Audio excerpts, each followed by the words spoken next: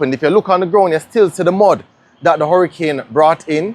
And you can see the gust and the force that basically tore down even, and I'm going to ask the camera person to just come up and you can look inside this place. So the shutters were destroyed and the bank itself is still closed to this day. There's an advisory that's on the door. So now while I was coming down here, they had to be trucking in water. You know what I mean? So, you know, the town still needs a lot of support, all right?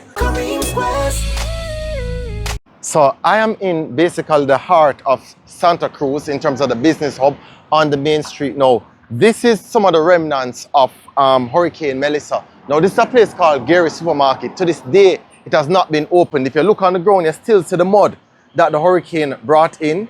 And you can see the gust and the force that basically tore down even, and I'm going to ask the camera person to just come up and you can look inside this place. So I'm going to show them inside this place, right? And you can still see the damage, and this owner has not been able to do any type of, you know, rebuilding, refurbishing, or any rework, right? Or any rework. So it's just a lot of hard work, you know, in terms of to start back your business. Now, all of this place, look at even the awning here, it's gone.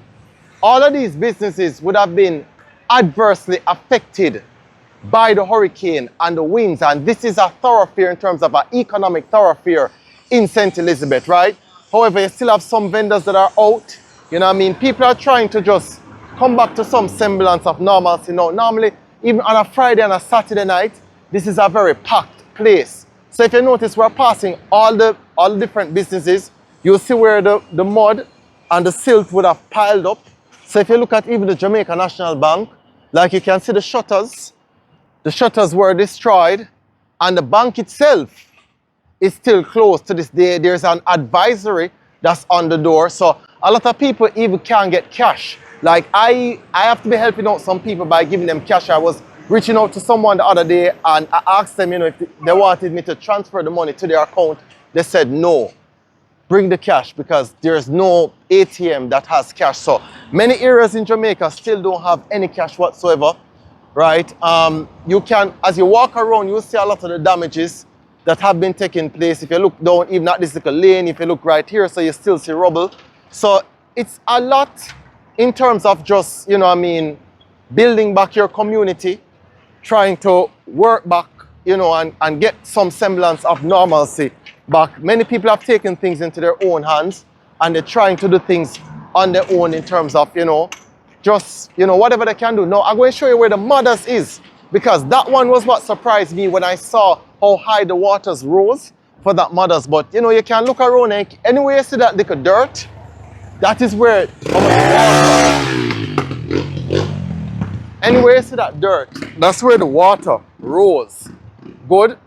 So you can tell that there was a lot of damage that was done. Even on the ground now, you can still see remnants of dirt. And I'm going to give you a full drive-through of what, you know, this place was like probably 2 weeks after. I mean, even when you look right there, so you see a lot of damages that are done to many storefronts, many roofs, you know what I mean? A whole lot of damage is done. Now, this was the one that really took it for me because when I saw mothers, like even now, they have not removed any of the plyboards. When I saw how the water covered this place, I was so shocked because this is somewhere that we would normally stop. And this is a food place, so it's going to be so much harder for them to reopen this establishment as opposed to other places. So they have since they look like they have even since bunkered it down even harder. But the winds would have not done much damage, but the rising of the water was what did a lot of damage. Now, you have to also remember that there are a lot of aquifers close by, not necessarily on the outskirts, but on the inland areas, there are a lot of aquifers and the water rise up from the ground and cover a lot of communities. So this Mothers was one of the places where it was just inundated with water. They have since tried to clean up the area. Many of the business places around here now, you know, are trying. Some of the business owners are doing their assessment. We stopped and we saw some people, you know, on the ground trying to just evaluate the damage.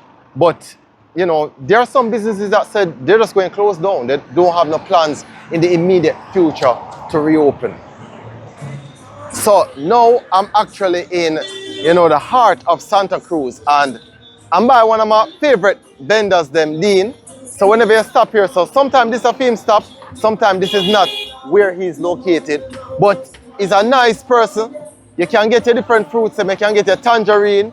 You know what I mean? He have just a lot of things out, and he's very good with pine and melon as well. But as you know, because St. Elizabeth was hit really hard, you're not going to necessarily get as much of the fruits as you want. Now, while I was coming down here, they had to be trucking in water. You know what I mean? So, the town still needs a lot of support, all right?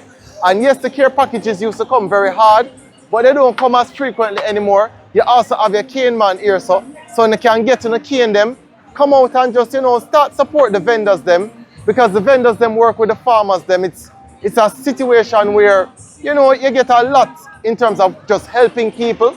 So, if you really want to just, if you're on the island and you want to help and you don't even have a care package, you come and you buy your fruits and you get, you get your different things. You can get soup, you can, some of the hardware stores, some of the supermarkets are open, so you can get your different things them. So, without further ado, let me show you what the drive-by video is like and what this place now looks like, post Hurricane Melissa. Okay, going through the town of Santa Cruz, whole lot of traffic. Coming up to the stoplight, it seemed like one of the stoplights have been blown down, and you can still see like the dirt on the surface, so you know that the hurricane went past here. Now to my right, there's this great hot dog vendor named Bossed, I think his name, and I'm wondering if Bossed is out there now. But great hot dog vendor. This is also a place where you get a lot of the wholesome bread, and for those people who are from Manchester, they know about wholesome bread, they can write about it. Special road chat with Kareems Quest. Nick is not in this vehicle today, but we're going down in a 2-vehicle convoy, and we're bringing some stuff to specific families that we're trying to get to. Now, normally we would just donate stuff, just to various families, but in this event we want to get things to specific people, right? And so, we have this vast network of people who we have developed relationships with over the years, doing so many different Kareems Quest, right? So of course we stay in contact with so many of them, and they had specific needs.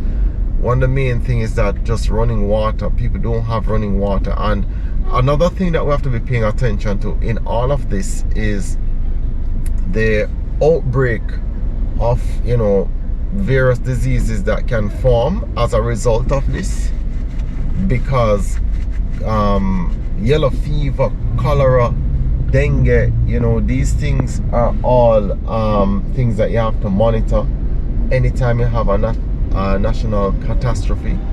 So even for the med people on the ground, and that's because you can just imagine people passing bodily fluids all over the place, and just a lot of mosquito breeding ground going to start to develop. So this is something that we have to pay attention to in cases like these. Now, this was the stretch to this day. If you look at the road, and if you look at the road surface, you can still see the mud on the road.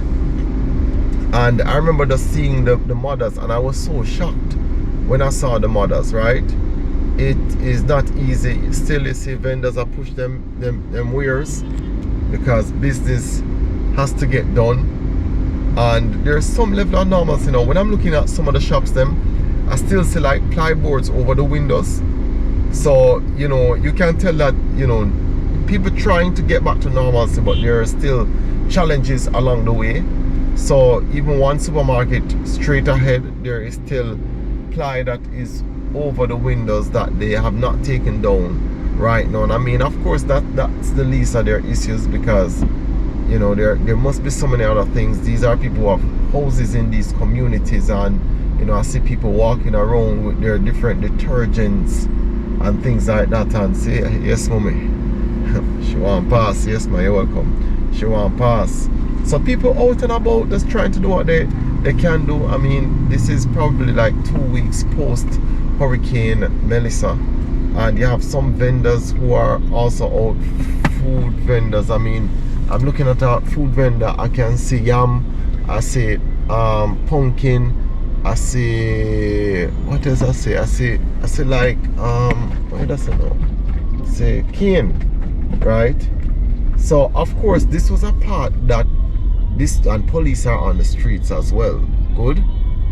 Police are on the streets as well, because there are issues with looters. There are some police that are passing right now, right? You know, they want the way to be cleared. Good. So, you know, there are some police that need passage. I want to go give them some passage, right? Okay, and it's a health team that is passing by. So a health team that is passing by right now, and these are some of the things that we have to be very mindful of in terms of, you know, just giving them pass so that, you know, they can get the relevant services, right, where possible. And there's a convoy. Wow. So there's a convoy, you know, trying to get down, and they have the supplies. And, you know, for this reason, I'll tell anybody, if it's not a dire need, right, allow the people who are carrying the essential services to go down. All right, because there are countless people who have to be packing up stuff. Like, we have a pickup that's the bed is completely full. This car, the back of it is full as well, you know, with as many things as possible. Now, if you look at the dirt that is over on the right hand side of the video, right, I don't know how they'll ever clear all of this dirt. I really don't know. And this was covered, all this place was covered up, you know. Like, even when I'm looking at the doors of the stores, you see mud come up to like about like 4 feet. So you can tell how high the waters were right here. And clearly this is a sunken area, so the water would have developed right there. Now if you look to the right, you see the JN to the right, and that store not open. Good. Mud is all over the driveway, and you can tell just how much damages have been done, right? So on both sides of the road, you're seeing this. Now, many people, especially like in St. James, they're so worried about, you know, the outbreak of things like dengue and things like yellow fever, you know, because you have like all this, some of this water just settled, and if you have settled water, you know, you can have mosquito breeding grounds right there. So it's not the easiest of things. I'm passing the mother's drive-through. I mean, a lot of these places right now, you know, it's they're just trying to build back as best as they can. I'm trying to look at some of the roofs just to see, and vendors are out selling a bunch of solar equipment. So now is a great time, I mean, because like there are still so many places without light, so they have to be reliant on any little solar equipment, solar flashlights, solar radio. All of these things are now selling like hot bread. And to be frank, if you are watching from the diaspora abroad, you know, you can always supply us with things like that, right? You can also send these things. Tarpaulins are needed. The heavy duty gloves, many people roof come off, zinc roof come off, they're going to have to try and put back on the zinc roof, so they need those heavy duty gloves as well. If you have like coolers that you can send down, because many places, JPS said that they're hoping to restore light within the next 2 months to every island wide. Good. Because there are just so many damages that have been done. So we're driving through the community of Santa Cruz, and this is the capital. Well, no, sorry, Black River is the capital, but boy, Black River has been devastated. I always treating Santa Cruz like the capital because Santa Cruz is just filled with so much commerce, but for Black River it's totally unrecognizable at this moment. All right, so we are driving through the town of Santa Cruz, and we basically just kind of pass it, and the market, the transportation areas, I mean, all of those places, you know, you can see that they're trying to pick back up the pieces to them. I passed a gas station there and it wasn't functioning, so I'm hoping that most of these places can function. You're also seeing a lot of generators beside stores. So everywhere you go now, you're seeing a generator beside, you know, a store, and those things are of primary concern at this moment. If you notice, I'm driving towards a light pole. Some of the stoplights, well, this stoplight is not working. You can see it broken. You can see the light pole, you know, tilting down. And I mean, I'm looking at a church, and it's called the Sharon Baptist Church. It looks like it all up, right? I'm looking at different buildings, and you can just see that, like, the leaves from all the trees are gone. Some houses, the roof is completely gone. Some other houses, the roofs held up quite well. Not every roof gone, right? And again, this is the main. Of course, the southern parts would have been hit hardest. So we're talking about Treasure Beach, we're talking about Black River. Those sides of it would have been hit really hard. But this is still just the main road, and this is the road that you would use to access middle quarters. You know, if you want to get to Westmoreland, this is the road that you would use. So, you know, needless to say, these routes are vital in terms of getting out supplies to various parts of the island. And so far, I mean, the road is pretty much smooth. This is what you're going to feel like. Now, when we start to go into the various communities, that's going to be a different thing altogether. But for now, you know what I mean, we've just taken our little time, and we chose a weekday, because if you're trying this on the weekend, it is unbearable. Like that, this is bumper to bumper traffic from here. We don't even reach La Covia as yet, and this is going to be bumper to bumper traffic if you're trying on the weekend, because the truth is that most people have to work. So, you know, especially those who are in the eastern parts, they have to work.